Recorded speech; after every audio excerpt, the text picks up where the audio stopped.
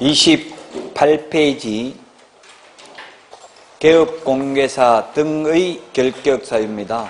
시험에 역시 개업공개사 등의 결격사유 반드시 시험에 출제됩니다. 우리 암기 프린터는 31번에 있습니다.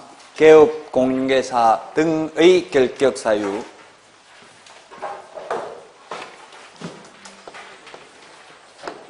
개업공인계사 등입니다. 줄여서 개공 등의 결격사유인데, 이 결격사유에 해당되면 시험은 볼 수 있지만 원칙적으로 개업도 안 되고 취직도 안 된다는 이야기입니다. 12개, 법 제10조에 보면 12개가 있습니다. 먼저 개업공개사 등이라는 말을 쓰는 게 우리 암기 프린트 31번 별표 1에 있는데 5개가 있습니다. 개업공개사 등이라는 말을 쓰는 게, 개업공개사 등이란 개업공개사뿐만 아니라 소속공인중개사, 중개보조원, 법인의 임원 또는 사원을 합해서 개업공개사 등이라고 합니다. 그래서 개업공개사 등이라는 표현을 쓰는 게 법 제10조 개업공개사 등의 결격사유가 있고요. 그 다음에 법 12조 2항에 개업공개사 등의 이중소속 금지라는 말이 있고, 그 다음에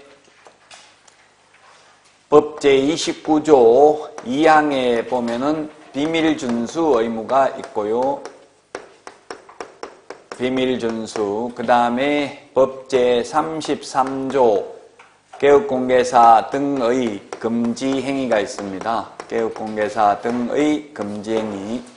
그 다음에 법 제34조의 2에 보면 거래사고 예방교육,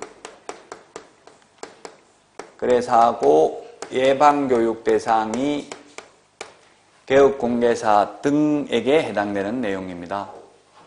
자, 개업공개사 등의 결격사유에 해당되는 게 12번까지 12개가 있습니다. 법 10조에 보면 첫 번째 법조문 순서대로 보겠습니다. 미성년자가 있는데, 미성년자는 시험은 봐가지고 자격은 취득할 수 있지만 등록, 개업도 안 되고 취직도 안 됩니다. 암기 프린트는 31번에 있고 우리 교재는 몇 번에 있어요? 28페이지에 있습니다. 맨 위에 우린 제한능력자 이렇게 되어 있는데, 제한능력자 중에서 법조문에 그냥 미성년자라고 되어 있고, 이 미성년자에서 벗어날 수 있는 길은 나이를 먹는 길밖에 없습니다. 미성년자가 법정대리인 동의받아도 보조원으로 근무 못합니다. 혼인을 해도 중개사무소에 근무할 수 없습니다. 민법에서는 혼인을 하거나 법정대리인의 동의를 받으면 단독으로 유효한 법률행위를 할 수 있지만 중개사무소에 근무하려면 반드시 19세가 되어야 한다. 나이를 먹어야 된다. 그 다음에 지금 우리 교재에도 금치산자, 행정치산자라고 되어 있는데 이게 바뀌었습니다. 4월 17일부로 우리 교재를 원고를 제출하고 나서 바뀌었는데요. 금치산자가 피성년 후견인으로 바뀌었습니다. 피성년 후견인. 민법에서는 이미 2013년도에 바뀌었습니다. 5년 전에 바뀌었는데 공인중개사법이 이번에 4월 17일부로 개정이 됐습니다. 그래서 금치산자는 피성년 후견인, 한정치산자라고 되어 있는 것은 피한정 후견인으로 고치시면 되겠습니다. 피한정 후견인. 금치산자, 한정치산자, 피성년 후견인, 피한정 후견인, 이게 민법 내용입니다. 민법에서도 시험범위 아닙니다. 그래서 어떤 경우 피성년 후견인 요건이 되는지는 시험에 안 나오고요. 다만 우리 시험에는 이 피성년 후견인, 피한정 후견인이면 여기서 벗어나는 것은 취소 심판에 의해서 벗어나는 거지, 정신과 의사로부터 정상인이라는 소견서를 첨부하면 벗어난다 하면 X입니다. 법원으로부터 피성년 후견 개시 심판이 있어야 되고요. 벗어날 때는 취소 심판이 있어야 벗어난다. 그것만 기억하면 됩니다. 정신과 의사로부터 정상인이라는 소견서를 첨부하면 벗어난다. X입니다. 4월 17일부로 개정됐고요. 그 다음에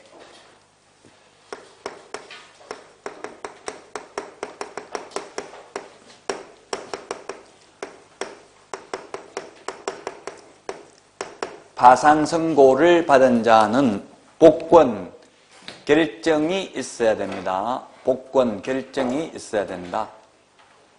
시험에 파산 채무를 모두 변제 완료하고 법원에 복권 신청하면 결격 사유에서 벗어난다 하면 X입니다. 복권 결정이 있어야 됩니다.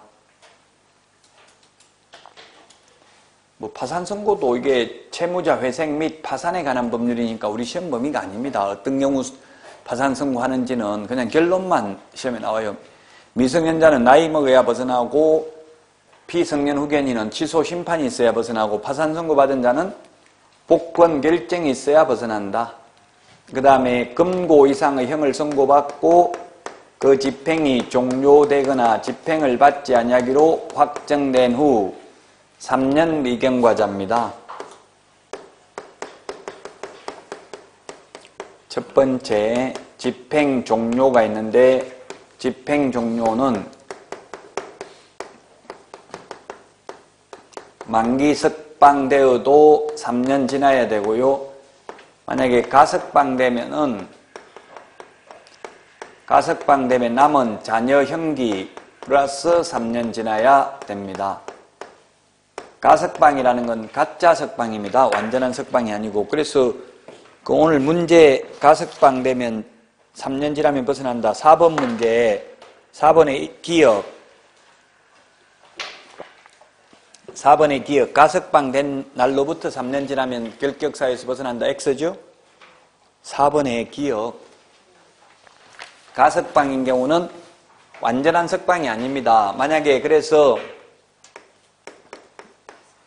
공동정범으로서 A와 B가 둘 다 징역 3년형을 선고받고 3년 만기 석방되어도 3년 더 지나야 되고요. 2년 만에 가석방되어도 남은 1년 더하기 3년 지나야 됩니다. 그래서 만기 석방된 자나 가석방된 자나 재지연 날로부터는 둘 다 6년 지나야 되는 게 똑같습니다.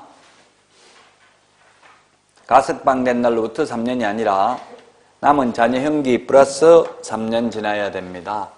그 다음에 집행면제입니다. 집행면제. 집행면제되고 3년 지나야 됩니다. 그래서 특별사면이 되어도 3년 지나야 되고요. 그 다음에 법률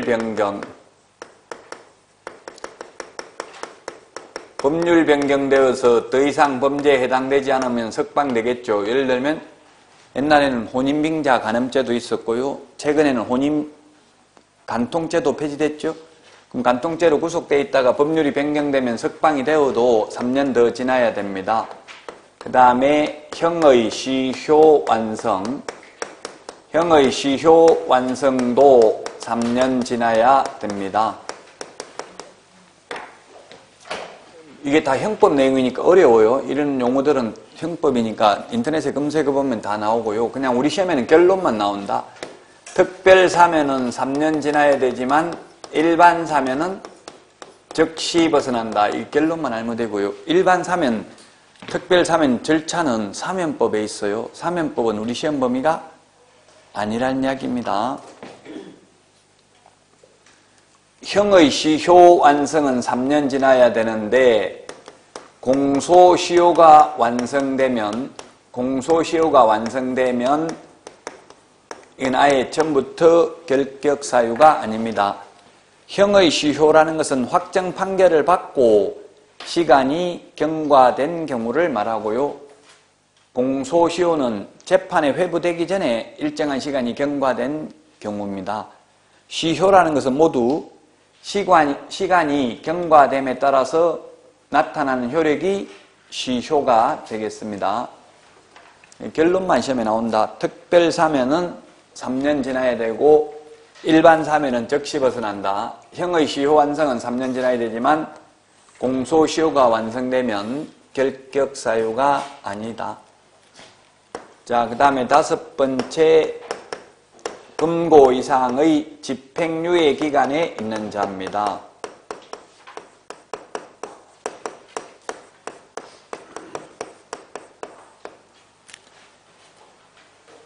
집행유예는 유예기간 동안 결격사유인데 선고유예나 기소유예는 결격사유가 아닙니다. 선고유예나 기소유예는 결격사유 아니다. 집행유예는 유예기간 동안 결격사유에 해당된다. 집행유예는 3년 이하의 징역이나 금고형에 해당되는 자에 대해서 1년에서 5년간 집행이 유예될 수 있습니다. 그래서 피고는 공인중개사법 제48조 위반으로 징역 3년에 처한다. 그러나 그동안 사회에 공헌한 점을 감안하여 집행을 5년간 유예한다. 이렇게 하면 앞에 거 볼 필요 없고 뒤에 유예기간만 결격사유에 해당됩니다. 근데 기소유예는 검사가 자기 선에서 마무리 짓고 재판에 회부하지 않는 것을 말합니다. 오늘 뉴스에 보니까 김원국 씨 성추행 아예 기소하지 않겠다. 불기소하겠다 이러더라고. 불기소 죄가 없는 거예요. 불기소, 무혐의.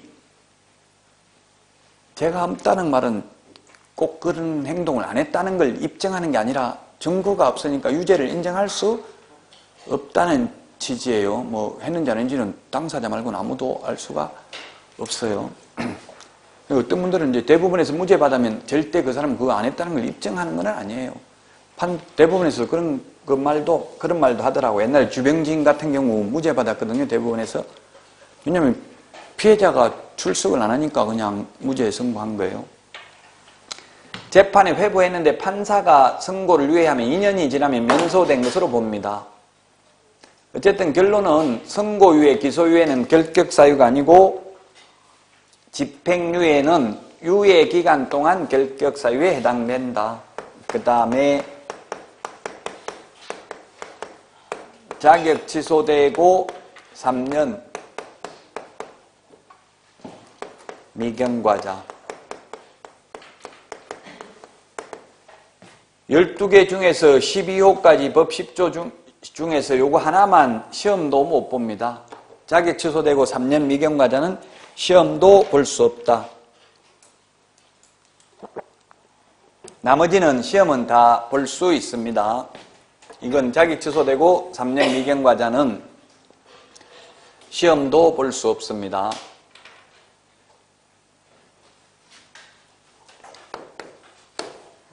그래서 가장 강력한 행정처분이 자격 취소죠. 자격 취소되면 우리 그 암기 프린트의 3년을 한번 보시면 3년이 몇 번에 있나요? 3년이 46번에 암기 프린트 46번에 2번하고 5번 46번에 5번은 자격 취소되고 3년간은 공인 결격사유 이렇게 되어 있는데 공인중개사 시험 못 본다는 이야기입니다. 시험 못 본다는 이야기. 2번은 자격 취소되고 3년간은 취직도 안 되고 개업도 안 된다는 뜻이죠. 지금 46번에 5번은 지난주에 했고 2번이 지금 이게 2번이라고 2번 3년간은 취직도 안 되고 개업도 안 된다는 이야기죠. 자격 취소되고 3년. 그 다음에 자격 정지 기간 중에 있는 자. 소속 공인중개사가 6개월 자격 정지 처분을 받으면 그 기간 동안은 그만두고 다른 데 가서 취직도 할 수 없습니다. 결격 사유에 해당되니까. 8번.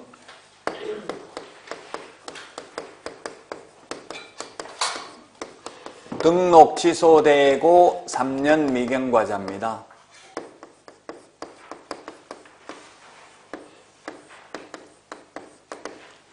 등록 취소되고 3년 미경과자인데 예외가 3가지가 있습니다. 예외, 사망, 해산.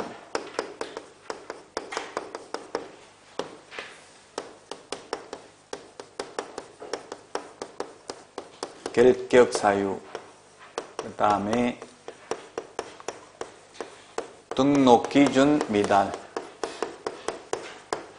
이 3개는 등록 취소되고 나서 3년 지나야 된다는 규정을 적용받지 않습니다. 그럼 사망하면 즉시 등록이 취소되는데 즉시 벗어납니까? 영원히 못 벗어납니까? 영원히 벗어날 수 없다. 사망하면 끝입니다. 영원히 다시는 직원으로 취직할 수도 없고 개업할 수도 없죠. 그래서 사망하면 등록을 취소해야 되는데 즉시 벗어나는 게 아닙니다.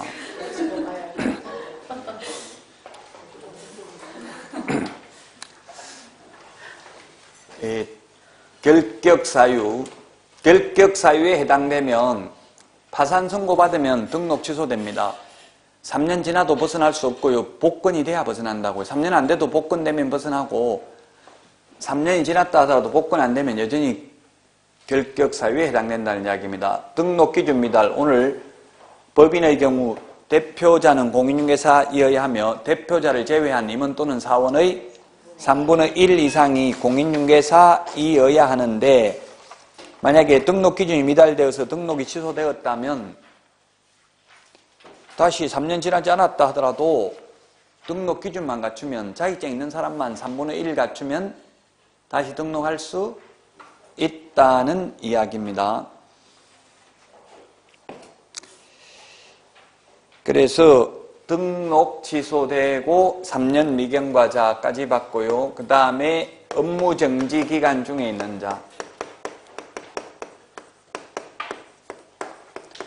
업무정지 6개월 받았으면 그만두고 다른 데 가서 취직하거나 개업할 수도 없다. 6개월 동안은 결격 사유에 해당되므로. 그 다음에 법인의 업무정지 사유 발생 당시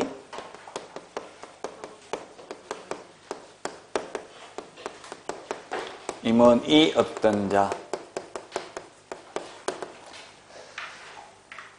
업무정지 처분 당시가 아니라 사유 발생 당시 임원이었던 자입니다. 사유 발생 당시. 그래서 만약에 가령 오늘이 5월 9일이죠. 어제가 어버이날이고 5월 9일 날 위반행위를 했습니다.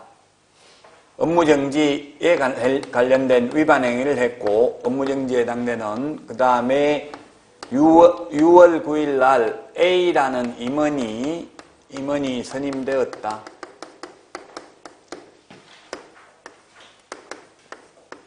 (7월 9일) 날 업무정지를 6개월 받았다. 업무정지 6개월 처분을 받았다. 그러면 A 임원은 그만두고 6개월 안에 다른 데 가서 취직하거나 개업하는 게 가능하다, 불가능하다? 예, 가능하죠. 왜냐하면 위반 행위를 할 때는 근무하지 않았기 때문에 업무정지 처분을 당할 때에는 근무했지만, 그래서 사유 발생 당시입니다. 처분 당시가 아니고요. 그 다음에 이 법에 의해서 300만 원 이상 벌금을 선고받고 3년 미경과자입니다. 이 법에 의한 벌금입니다. 이 법에 의한 벌금. 그래서 오늘 4번 문제에 4번의 리얼, 저 법으로 300만 이상 벌금 받아도, 이 법이 아닌 다른 법률로 300만 이상 벌금 받아도 결격 사유 아니다. 도로교통법 위반해서 벌금 받아도 결격 사유 아니다. 리얼은 이 법 위반해서 300만 이상 벌금 받아야 됩니다. 그래서 4번 문제 옳은 것은 했는데, 오늘 내드린 문제 기억은 틀렸죠. 가석방은 남은 자녀 형기 플러스 3년 지나야 되죠. 니은은 일반사면 즉시 벗어나니까 될 수 있다. 맞고요. 그 다음에 디귿은 집행 면제받아도 3년 지나지 않는 경우에는 개업공개사가 될 수 없다. 맞습니다. 물론 정확하게 말하면 개업공개사 등이 될 수 없는데 개업공개사가 될 수 없는 것도 맞잖아요. 직원이 될 수도 없고. 리얼 틀렸습니다. 이 법 위반해서 300만 이상 벌금 받아야 된다고요. 답이 그래서 4번에 2번이 되겠습니다. 4번에 2번이다. 자, 그 다음에 12번. 법인의 임원이 1호에서 11호에 해당이 되면 결격사유에 해당된다. 단 2개월 이내에 2월 이내에 그 사유를 해소하는 경우에는 그러하지 아니하지만 해소를 안 하면 절대적 취소, 반드시 등록을 취소해야 된다. 2개월 이내에 그 사유를 해소하지 않는 경우에.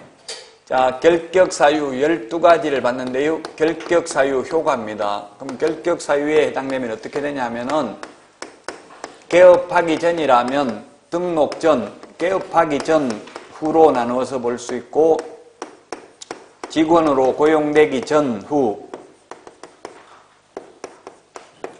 나누어서 볼 수 있는데 등록 전이면 등록 불가입니다. 등록 불가. 이미 등록되어 있다면 절대적 취소입니다. 절취, 반드시 취소, 기속 취소, 필요적 취소, 절대적 취소 사유고요. 고용 전이면 고용 불가. 이미 고용되어 있다면 해고 사유입니다. 해고 사유. 근데 우리 법에 해고라는 말은 쓰지는 않습니다. 고용관계 종료라는 표현을 쓰고 있습니다. 고용관계 종료 사유입니다. 2개월 이내에 그 사유를 해소하지 않는 경우 2월 이내에 사유 해소하지 않는 경우에는 업무정지 사유입니다.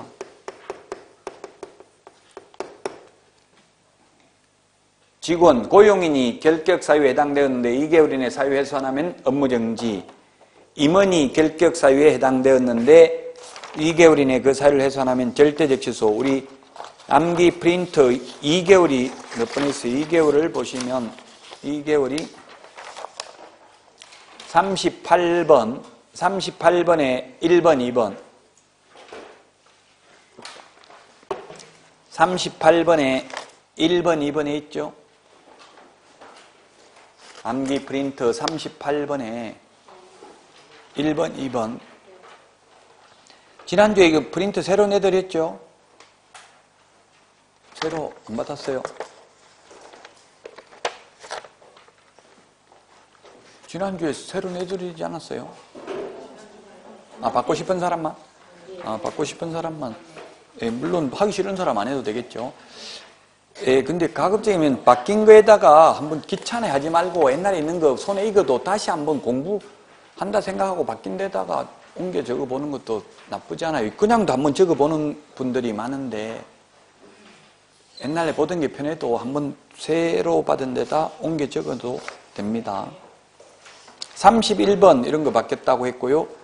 35번에 10번 이런 것도 이행강제금 이의신청 이런 거 추가했어요. 몇 개 조금 바꿨어요. 새로 바뀐 거에 보면 35번에 10번이 있잖아요. 있죠? 10번 없는 건 안 바뀐 거예요. 옛날 프린트예요. 10번이 있는 분 한번 손 들어보세요. 10번이 있는 분. 35번에 10번 있고 그럼 31번 그럼 31번에 2번에 지금 금치산자 한정치산자가 31번에 2번 피성년 후견인 피한정 후견인으로 바뀌어있는 분 손 들어보세요. 그거 바뀌었으면 35번도 바뀌었는데 35번에 10번 없어요?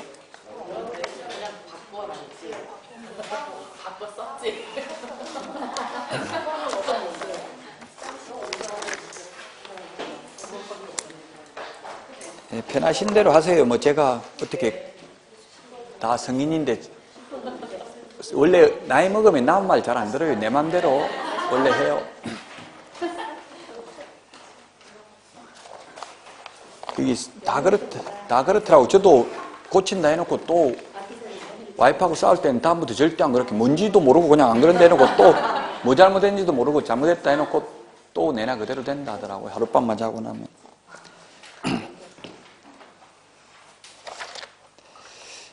자, 그래서 결격사유 시험에 반드시 한 문제 출제됩니다. 오늘 문제에 있는 것처럼 결격사유에 대해서 봤습니다. 30번, 그 양가로 7번까지 다 한 거예요. 양가로 7번에 보면 그 양가로 6번에 뭐 형기의 계산, 초일 산입한다 이런 거는 시험에 나온 적은 없어요. 우리 그 결격사유에서 3년 이런 거 기간 계산할 때 초일 산입이냐 불산입이냐 이건 논점이 되지 않았어요. 신경 쓸 필요 없어요. 딱 하루 차이에 초일 산입 불산입 가지고 문제 낸 적이 없다고요. 이거는 그냥 3년이라는 것만 기억하면 됩니다. 양가로 7번에 보니까 30페이지 등록관청은 개업공개사, 소속공개사, 중개보조원 및 개업공개사인 법인의 사원, 임원, 이하 개업공개사 등이라 한다. 이 개업공개사 등이 법 제10조 1항 제1호부터 제11호까지 어느 하나에 해당하는 여부를 확인하기 위해서 관계기관에 조회할 수 있다. 그 결격사유에 해당되는 여부를 관계기관에 조회해서 확인할 수 있는데 외국인의 경우에는 조회를 할 수 없으니까 외국인 스스로 결격사유에 해당되지 않는 나는 것을 입증하는 그 국가에 주재하는 대한민국 영사관이 확인하는 공정서류나 증명서류 또는 아포스티유 확인서를 제출해야 되죠. 대사관이 아니고 영사관이죠. 전부 우리 여권 같은 거 분실하면 영사관 가야 되잖아요. 대사관 가는 게 아니고. 영사관에서 확인하는 서류를 제출해야 됩니다. 외국인의 경우에는. 자, 여기까지가 개업공개사 등의 결격사유였습니다. 자, 그 다음에 이제 3번 고용인입니다. 30페이지 3번 고용인.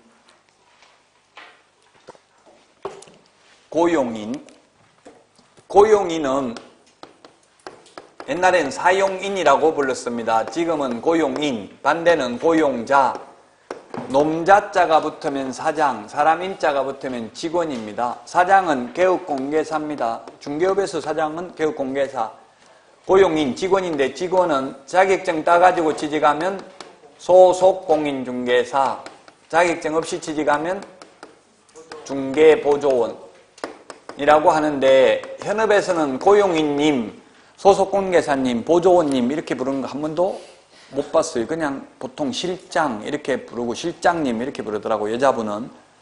남자분들은 부장, 거의 부장부터 시작해요. 아주 젊으면 과장. 저는 상무도 했어요. 상무. 전무하고 싶으면 전무도 하라더라고요. 예, 명칭야를 불문하고 고용자의 지배하에 있는 사람이 고용인입니다.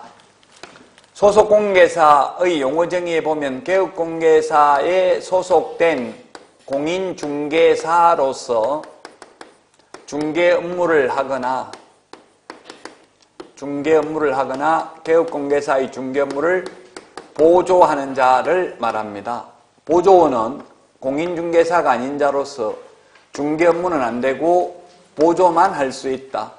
그럼 이 중개 업무가 무엇인지 법조문에는 없습니다. 국토교통부 유권해석은 중개 업무란 계약서 작성,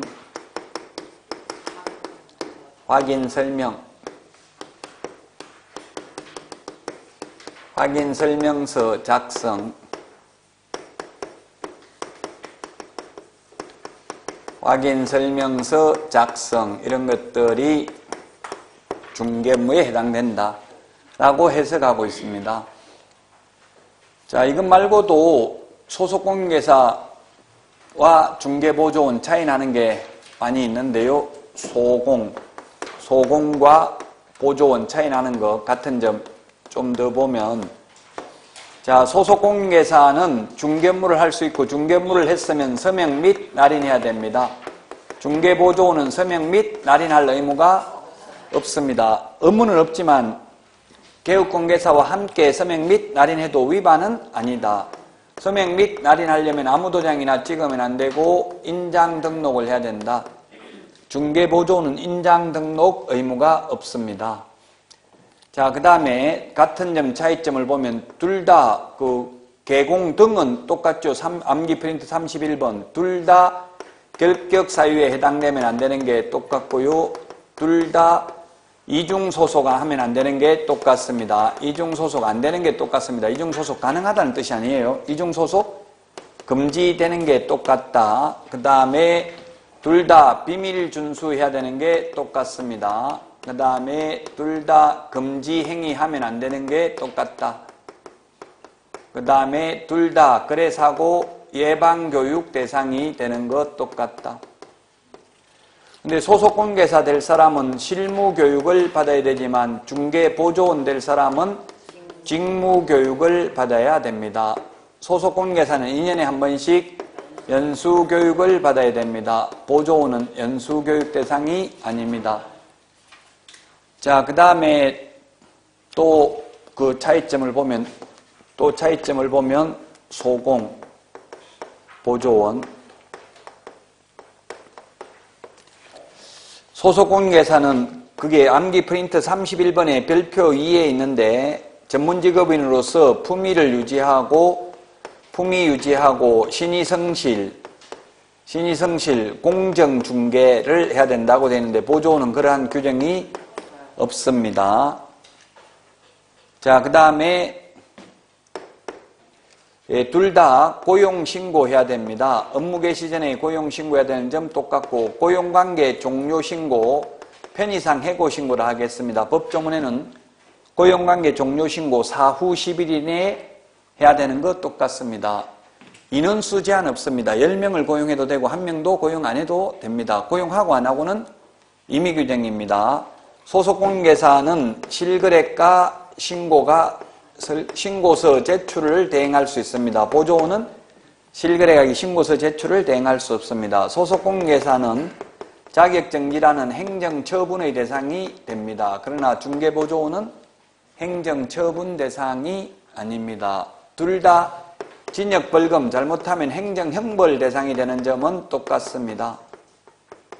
징역벌금은 소속공개사나 중개보조원이나 똑같습니다. 둘 다 지도감독 대상이 아닙니다. 지도감독 대상이 아니라는 게 똑같습니다. 둘 다 소속공개사나 중개보조원이나 똑같다. 자, 이게 소속공개사와 중개보조원의 차이점에 대해서 봤습니다. 자, 그러면 교재를 보고 보충하도록 하겠습니다. 동그라미 1번 고용신고는 업무 개시 전까지 동그라미 1번. 그 다음에 동그라미 2번 고용관계 종료신고는 사후 10일 이내에 합니다. 동그라미 3번 고용신고할 때도 자격증 4번 제출할 필요 없고요. 직접 시도이사에게 확인합니다. 그래서 우리 암기 프린트 51번에 보면은 51번에 1, 2, 3번 자격증 4번 제출하지 않는다고 돼 있어요. 51번에 1번 등록신청, 2번 분사무소 설치신고, 3번 소속공개사 고용신고할 때 자격증 4번 제출하지 않습니다. 왜? 시도이사한테 직접 확인하면 되니까. 그 다음에 동그라미 4번 종류, 고용인의 종류는 소공, 보조원 두 개가 있다. 종류는 소속공개사가 있고 고용관계 종류는 임의사항이다. 이 말은 직원을 고용해도 되고 고용 안 해도 되고 자유라는 이야기예요. 해고하는 것도 공인중개사법상은 자유입니다. 다만 근로기준법상 해고하려면 원래대로 하면 한 달 전에 예고해야 되죠. 일반 회사 같으면 자르려면 한 달 전에는 예고해야 돼요. 저도 IMF 때 한 달 안 나와도 월급 줄 테니까 나오지 말라고는 안 하더라고요. 자리도 없는데 나와가지고 있느니 그냥 안 나와도 돈은 줄 테니까 안 나와도 된다 이렇게 하더라고요. 그럼 나갈 수가 없죠. 나가도 아무도 밥도 같이 안 먹으려고 전부 다 피하고 이러는데 저도 IMF 때 대기발령 나봤어요. 그만 안 두니까. 그래서 제가 대구 발령 나가지고 잘려가지고 지금 대구 자격증을 가지고 있어요. 대구에 제가 태어나지도 않았고 학교 다닌 적도 없고 아무 연고가 없는데 회사 대구에서 1년 다녔어요. 마지막 그만두기 전에 버티다 대구까지 가가지고 더 이상 이제 못 버텨가지고 그만두는데 그때 1차 시험을 대구에서 봐놓으니까 그 뒤에 대구에 안 있었는데도 2차 시험을 대구에 가서 봐야만 했어요. 옛날에는. 근데 지금은 2차 시험을 원주에서 봐도 1차 시험 원주에서 합격해도 2차 시험 서울 가서 봐도 되고 어디 가서 봐도 상관없어요. 그리고 자격증도 저는 대구에서 시험을 1차 봤기 때문에 대구시장한테 받았는데 지금은 그냥 주소를 바꿔버리면 돼요. 그 산업인력공단에 주소 수정을 하면 그 수정된 주소지 시도지사 명의로 자격증 나옵니다. 이 공인중개사법에서는 그냥 바로 잘라도 된다고요? 그 이제 근로기준법에는 저촉될 수는 있겠죠. 자, 그래서 뭐 그래도 그냥 자를 필요 없고 그냥 못 나오게 괴롭히면 직원들이 안 나와요. 무조건 하는 것마다 계속 시비 걸면 왜 이렇게 했냐, 계속 그러면 계속 태클 걸면 그만둘 수밖에 없더라고요. 뭐 하는 것마다 잔소리하고 이러면은 결국 그만두라는 이야기거든요. 그러면 그만둘 수밖에 없어요. 직원을 근무하면. 이게 1년 이상 다니기 힘들어요. 중개사무소에. 잘하면 들어오서 그만두고 못하면 잘리고 이래서 거의 1년 안에 다 그만두게 돼요. 현실적으로는. 대부분 90% 이상이. 저도 실장으로 근무하다 월급 100만 원 받고 잘려서 너무 월급 많다고. 자기는 1000만 원, 1300만 원 받아가면서 너무 작다고, 너무 많다고, 나 혼자 해도 다 할 건데 너 있어가지고 괜히 여자친구한테 잘렸어요. 그 20살 때 여자친구 밑에서 근무하다가. 사업은 잔인하게 해야 돼. 그 뭐 여친이라고 남친이라고 봐주고 이러면 망해요. 그러니까 평소 모르는 사람하고 하는 게 좋아요. 학원 같이 다니는 분들하고 같이 동업하면 거의 망해요. 왜냐면 언니 이렇게 하다가 친하게 지내다가 그거 가서 막 신경 찔려고 이러면은 부동산 하면 막 욕하고 이래야 되거든요. 욕하고 이러다가 금방 또 언니 막 이렇게 하고 돌변해야 되는데 그럼 적응이 안 돼, 적응이. 예, 그 옆에 중개사무소하고도 막 싸우고 욕하고 싸우다가 좀 있다가 또 언니 물건 있어요 하고 사장님 물건 있어요 하고 또 전화하고 이렇게 해야 돼요. 너무 착해서 안 맞을 것 같은데. 맞는지 안 맞는지 일단 취직해보고 개업해야 돼. 바로 개업했다가는 망할 수도 있어요. 예, 안 맞아도 맞추면 돼요. 저도 뭐 욕하고 이런 거는 금방 배우니까 또 되더라고. 금방 되는데 이제 문제는 한번 욕하고 싸우면 죽을 때까지 원수돼야지 금방 또 돌아서서 물건 있냐고 묻기가 민망해서 못하겠더라고. 그거는. 동그라미 5번. 소속 공인중개사 또는 중개보조원으로 외국인을 고용하는 경우에는 결격사유에 해당되지 아니함을 입증하는 서류를 제출해야 된다. 우리나라 사람은 아까 직접 관계기관에 조회할 수 있다고 했죠? 외국인은 조회할 수 없으니까 아포스티유 확인서나 공정서류, 증명서류 중에서 하나를 제출하면 됩니다. 그 다음에 6번에 보니까 고용신고를 받은 등록관청은 결격 사유의 해당 여부와 실무교육이나 직무교육 수료 여부를 확인해야 된다. 소속공인중개사면 실무교육, 중개보조원이면 직무교육을 받아야 되겠죠. 그래서 여러분들은 가급적이면 사장이 되려면 고용신고하는 게 좋아요.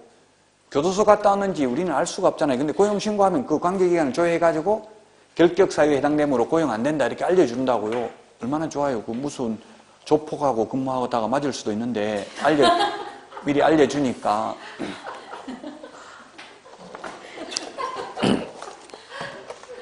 요즘은 뭐 조폭들이라고 표 안 내고 다 회장이에요. 회장 거의 다. 기업체 운영하고 이렇게 돈 많이 번다고요. 대부분 다. 어떻게 근데 할 수 있어요? 차 막 까만 차 여러 대씩 가고 이렇게 하더라고요. 31페이지 양가로 2번 고용인의 업무상 행위와 책임입니다. 즉 직원이 잘못했을 때 사장이 책임지는 걸 말합니다. 동그라미 1번에 보니까 고용인의 업무상 행위는 직원의 업무상 행위는 그를 고용한 개업공개사의 행위로 추정한다. X로 출제됐어요. 추정하는 게 아니라 본다, 의지한다, 간주한다 같은 말이죠. 모든 행위가 아니라 무슨 행위만? 업무상 행위입니다. 업무상 행위입니다. 퇴근하고 나이트클럽에서 부킹하다 싸움한 거 이런 거는 책임 안 집니다. 업무상 행위입니다.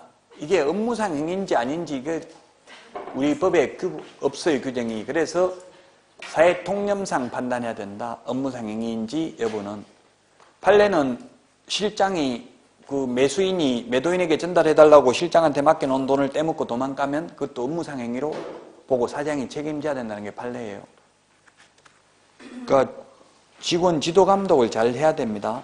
그렇다고 감시하라는 게 아니라 아침에 출근하면 회의하고 국기에 대한 격려 이런 것도 하는 사람도 있더라고요. 그 마칠 때도 바로 밖에서 집에 가지 말고 그냥 사무소에 나와가지고 내일 뭐 오늘 한 거 보고받고 내일 뭐 할 거 있냐 이렇게 서로 교류를 해야 되겠죠. 서로 정보를 교환해야 뭐 알지. 물건 사장은 아무것도 업무 파악 못하고 있고 전화 오면 맨날 실장 바꿔주고 이러면 망할 가능성이 많겠죠. 업무 파악을 하려면 계속 대화를 해야 되잖아요. 직원하고 서로. 자, 그 다음에 동그라미 2번 민사상 책임 및 형사상 책임을 지고요. 행정상 책임도 부담을 합니다. 자, 그러면 민사, 행정상, 자, 고용인의 이 직원의 업무상 행위에 대해서는 만약에 고용인이 있고 고용자가 있는데 다시 고용자는 개업공개사 사장입니다. 고용인은 실장인데요. 이 실장이 만약에 1억 원의 재산상 손해를 입혔으면 한 3억 입혀볼까요? 3억 손해를 입혔으면 어떤 분이 인터넷에 그런 질문을 하시더라고요. 만약에 1억씩 50명에게 동시에 사고를 사기쳐가지고 50억 손해 입혔다. 개업공개사가. 그렇게 했을 때 협회 공제금을 각각 1억씩 하면 50억 받는 거죠. 각각 1억씩 받을 수 있는지 아니면 1억 가지고 50명이 나눠 가져야 되는지 여부를 알려주십시오. 어떻게 했어요? 국토부에 물어보니까 그렇게는 안 된대. 다 합해서 1억이래요. 그럼 억울하다. 그런 게 너무 억울하지 않냐 이렇게 하니까 당신이 보험회사라고 생각해봐라. 보험료는 1억에 대한 것만 받았는데 50억 해줄 것 같으면 보험료를 더 받아야지. 보험료 1억에 대한 보험료만 받았잖아요. 그러니까 1억밖에 안 나가는 거예요. 최고 한도가 다 합해서. 그 결론은 손해배상 보험금으로 받기는 어렵습니다. 현실적으로. 소송해야 되고 쉽지 않아요. 그러니까 의뢰인들도 정확하게 확인을 해야 돼요. 개업공개사 그렇게 쉽게 손해배상 잘 하라고 안 해요. 현실적으로는. 여러분들은 좋잖아요. 개업공개사니까. 만약에 각각 1억씩 다 해야 되면 50억이면 그거는 죽을 때까지 이제 더 이상 인생 거의 끝이에요. 50억 갚을 수가 없잖아요. 죽을 때까지 그 계속 구상권 행사 들어오니까 그 이제 은행 통장도 못 만들고 어디 뭐 아무 경제활동 못 한다고 만약에 예를 들어서 50억 보험회사나 협회에서 배상을 하고 나면 그거 다 구상권 행사할 거 아니에요. 다시 개업공개사에게. 영원히 그 50억 뭐 때문에 거의 죽을 때까지 이제 도망 다니고 이렇게 통장도 못 만들고 경제활동 못 한다고. 통장 만들면 바로 빼가버릴 수도 있어요. 구상권 행사해가지고. 통장 다 압류해놔버리면.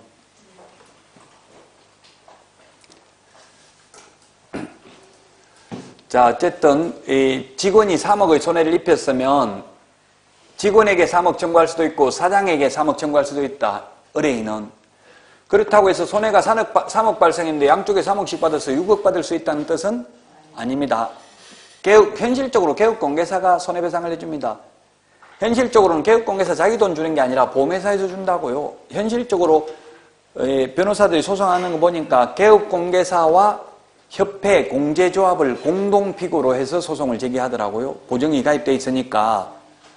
근데 직원을 상대로 소송하는 걸 못 봤어요. 왜냐하면 직원들은 계약서에 서명 날인을 안 해놨기 때문에 직원이 관여했다는 걸 입증할 수가 없어요. 현실적으로는. 현실적으로 직원들 서명 날인하는 거 못 봤어요. 저는 현업에서. 저도 제가 실장할 때 제가 했으니까 제가 도장 찍을까요 하니까 쓸데없는 소리 하지 말고 물건이 하나 더 물고 와라 하고 나가라 하더라고요. 현실은 그렇더라고요. 그래서 도장 안 찍는 걸 슬퍼하거나 노여할 필요 없죠. 직원 입장에서 보면. 왜냐하면 책임을 안 지는 거예요. 도장 찍으면 좋은 거 하나도 없어요. 책임지는 거죠. 저도 회사 다닐 때 막 결제하는 게 너무 부럽더라고요. 나는 언제 앉아서 저 결제하고 이랬는데 그게 좋은 게 하나도 나중에 다 책임져야 돼요. 도장 찍으면 결제하면 결국은.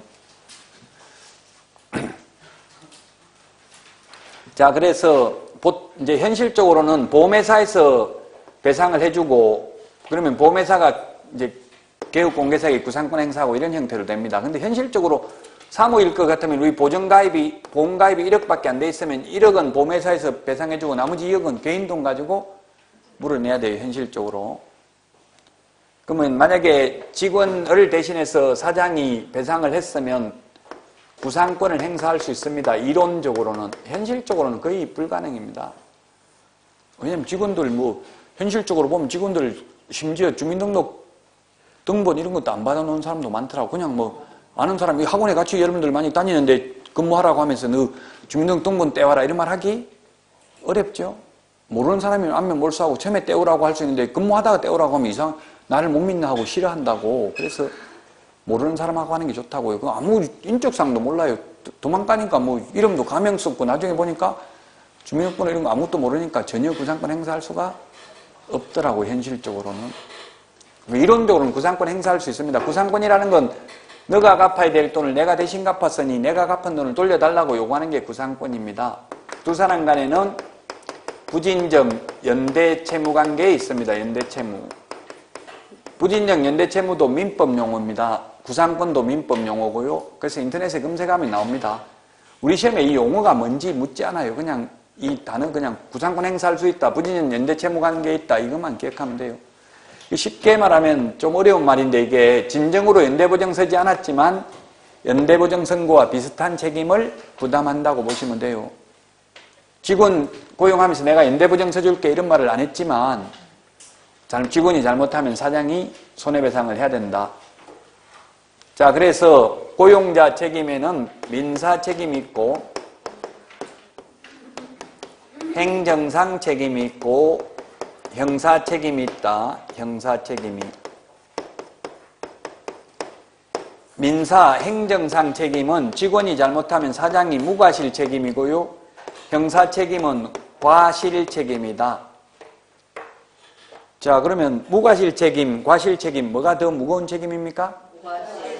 예, 무과실. 무과실은 과실이 없어도 직원이 잘못했으면 사장 잘못이 없어도 손해배상은 해야 된다는 뜻이고요. 직원이 잘못해가지고 업무정지에 해당되는 위반을 했으면 사장은 자기 잘못이 없어도 그를 고용한 개업공개사의 행위로 본다라고 해서 행정상 책임, 업무정지 당할 수도 있어요. 그러나 형사 책임은 과실 책임이니까 사장에게도 과실이 있어야 형사 책임을 부담한다.